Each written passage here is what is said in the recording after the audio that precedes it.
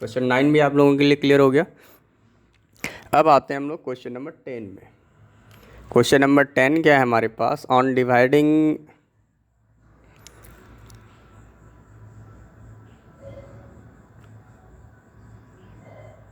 देखिए question number 10 थोड़ा सा ध्यान से समझिएगा। ऑन डिवाइडिंग 3x³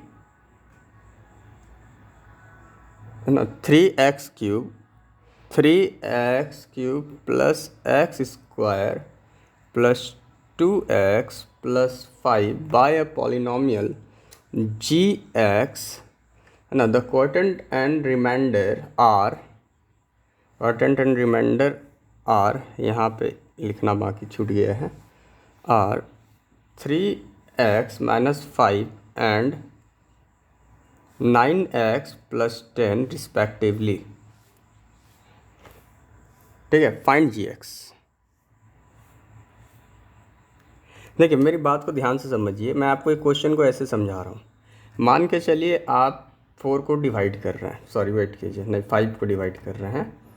ठीक है, 5 को आप डिवाइड कर रहे हैं। जो 5 को जब आप डिवाइड कर रहे हैं तो आपके पास जो कोटेंट है, कोटेंट आ रहा है 2, मैं यहाँ लिख देता हूँ, और रिमाइंडर आ रहा है आपके पास 1।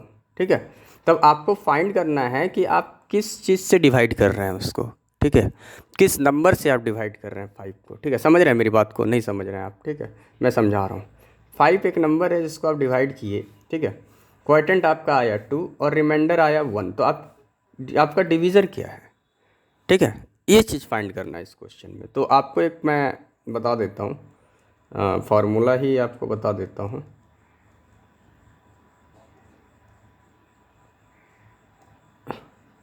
डिविडेंड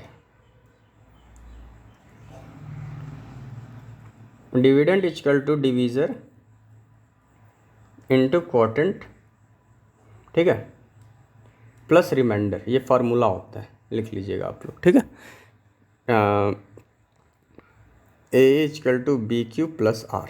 ठीक है, ये फार्मूला होता है, dividend equal to divisor into quotient plus remainder. Clear है, तो आपको बताया गया है डिविडेंड यहाँ पे ये है। क्लियर है, क्या है। अब हम सॉल्यूशन करते हैं इसका, उतना नहीं करेंगे कुछ भी डायरेक्टली, क्योंकि आप लोग इतने समझदार तो हैं, क्योंकि क्लास 10 को मैं पढ़ा रहा हूँ। 3x³ plus x square plus 2x plus 5। Clear है यहाँ तक, ये मैंने लिखा। अब आपको यहाँ पे बोला गया कि भाई आपको gx तो पता नहीं है, मतलब डिवीज़र तो पता नहीं है। ठीक है, इनटू आपको पता है आपके पास क्वोटेंट क्या है, 3x plus 5, 3x minus 5, and what is the remainder, plus 9x plus 10। Clear, ध्यान से समझिएगा। अब यहाँ तक आपके लिए क्लियर है। तो अब आप इस चीज़ को समझिए कि ये दोनों तो मल्टीप्लिकेशन में हैं, तो आपको ट्रांसपोर्टेशन मेथड में इसको इधर लेके मत आ जाइएगा पहले, वरना गलत हो जाएगा। ठीक है, ध्यान से रखिएगा। तो आपको क्या लेके आना है, ये जो प्लस है फर्स्ट स्टेप में इसको इधर ला के माइनस कीजिए। Then 3x³ plus x square plus 2x plus 5 minus 9x। Sir clear, ऐसा नहीं, क्यों ब्रैकेट में लेने जाएंगे हम लोग। ये प्लस 9x है, इधर आया माइनस 9x, और ये प्लस 10 है, इधर आया minus 10, equal to gx into 3x minus 5। Clear है यहाँ तक। अब हम क्या करेंगे, माइनस कर लेते हैं। Then 3x³ plus x square, यहाँ प्लस 2x है, यहाँ माइनस 9x स्क्वायर है।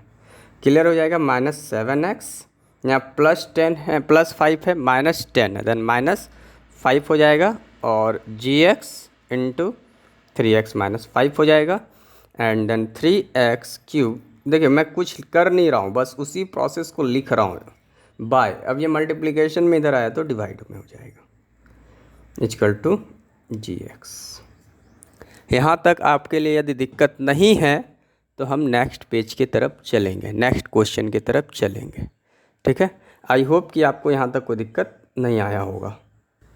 अब है हमारे यहाँ पे हमारे पास जो था उसको हम लोग करते क्या है, डिवाइड। देन क्या था हमारे पास यहाँ पे, 3x minus 5 divide 3x³ plus x square minus 7x minus 5।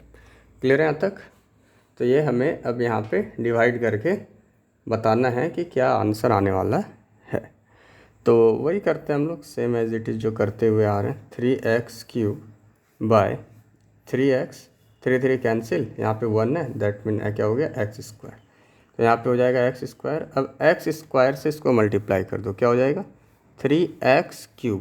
क्योंकि आप यहाँ पे कर सकते हो, देखो जिसको जैसा लगे, जैसा सुविधा हो भाई मैथ्स बनाने में, वैसा आप लोग करो, गलत मत करना, ठीक है। देन 3x³ माइनस 5x² हो जाएगा।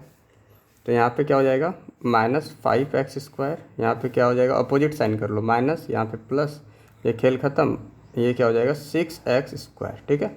अब ये -7x को हम लोग नीचे ले लेते हैं और इसको इरेज कर लेते हैं।